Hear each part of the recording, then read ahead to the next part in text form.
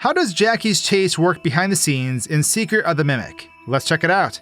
Once we leave the elevator, we will need to go meet Jackie and crank her out of the box. This will give us a hand crank to use on the door. We can upgrade our data diver in a nearby room too before proceeding. And now it's time for a good old chase sequence. As we make our way down this hallway, we'll find a mail delivery robot called Digityper, who welcomes us. However, once we go back behind this generator, we'll see that Jackie springs through the door after disconnecting from the Jack-in-the-Box base. Jackie then goes on a rampage and clobbers Digityper before yeeting the robot through the wall. We now have to run for our life, but first, we fall. Jackie will appear in front of us, and as we race through this section, we will see them pop up in various locations, eventually ending up behind us at certain parts as their long arms shoot up past us. We'll throw levers as Jackie throws hands, clawing their way to smash our face in. We eventually smash Jackie with the door as we start this lawnmower like it's a Mario Party minigame. Jackie doesn't know I'm a Domination World Champion. This allows us to escape into the vents where we'll then fall. We'll run into Jackie again as the entire ventilation shaft collapses, thus throwing us back into the safety of the security office. Alrighty, it's time for the chase area breakdown. So real fast, taking the crank lever from downstairs and trying to use it upstairs before waking up Jackie does not work. It just vanishes from our hands when we try, but then it reappears when we drop it. We can watch Jackie pop up in slow motion though, which is really cool, because normally you're really up close to this and it usually startles you, making you kind of flail around a bit. But this is that animation. However, let's rewind real fast and take a look at Jackie inside the box, because that is something you normally cannot see. So Jackie is quite squished inside this box.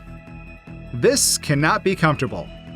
So as we make our way down to the first encounter of the Jackie chase, we're going to walk down this hallway here.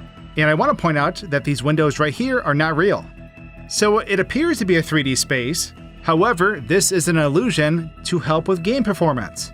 So these window materials are utilizing parallax occlusion mapping, which basically ties them to the orientation of the camera's position and rotation. So as we look around, it looks like we're peering into a 3D space, but they are in fact flat, or at least curved. Flat and curved. Yeah. So this lets them create the illusion of a room full of 3D objects without having to load a room full of 3D objects. We'll come back to these a bit later because there's some funny occurrences with these. So next up, let's talk about how Jackie appears.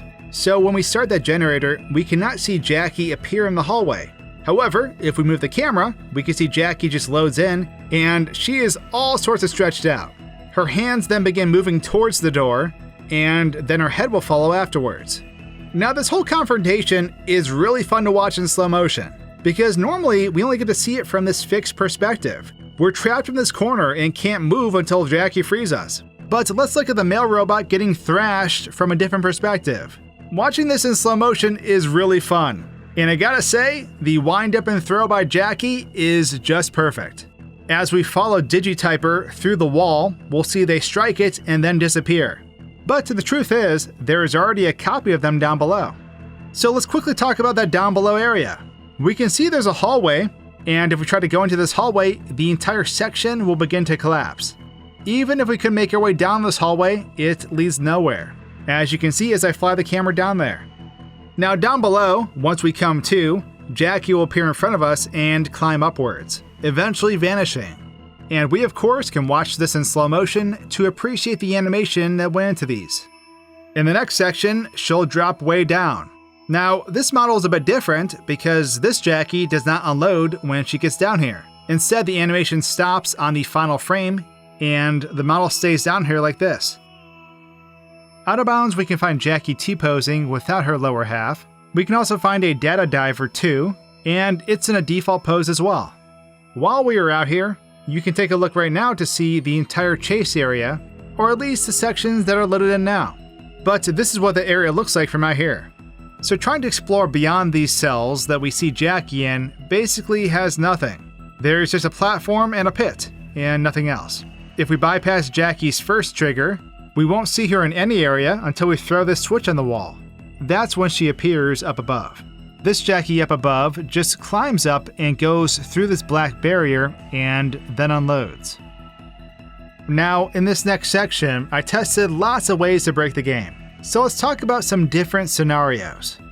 First, let's cover animations. Jackie will push down the vent grating, and we can see her stuffed up inside, looking gleeful. She'll eventually pop her head out like a creep, and then make her way to the walkways, grabbing them. The technology behind these arms feels like it belongs in 2030 and not the 70s, just saying.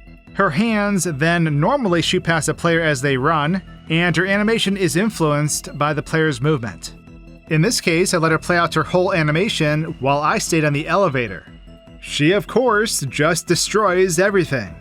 Trying to walk on any of these broken things just gives you an instant game over. If we make it to the chase section after the elevator without using the elevator, we can see how Jackie will only animate when we move. It's really trippy looking, and she will just snap to her critical points needed as we progress. This occurs because she was never summoned properly due to us bypassing the elevator. Even though she's frozen, she'll still kill us. The walkways shake without our moving too, and the last segment will still collapse if we don't run. It is glorious, just watching her destroy everything in her path though. Next up, if we move ourselves to safety, we can watch her claw through the hallway and appreciate all the animation that went into this sequence. Once she hops over this little metal plate, she unloads, but she'll begin her assault again right after this. We can see Jackie retreat upward after the vent door closes, and she just sits at the top of this room and freezes in place.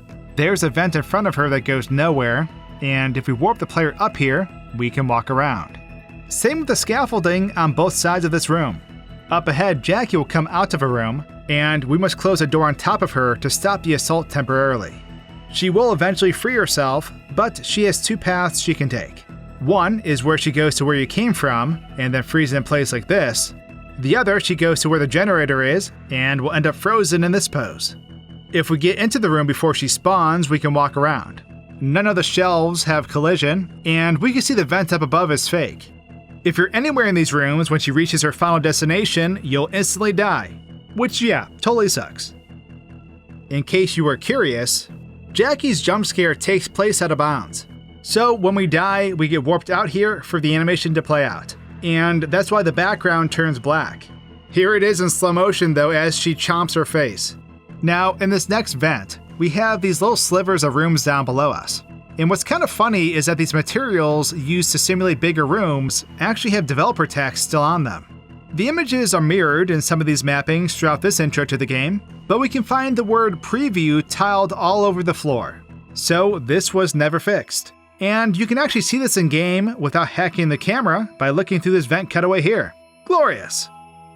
Last but not least, we have the final vent showdown. Jackie will appear around the corner and zip into the center of the vent. As the vent collapses, she'll normally fall into darkness and gets obscured. But we can see she just slides back and falls to this gray container before her model unloads. But with that, it's now game over for Jackie.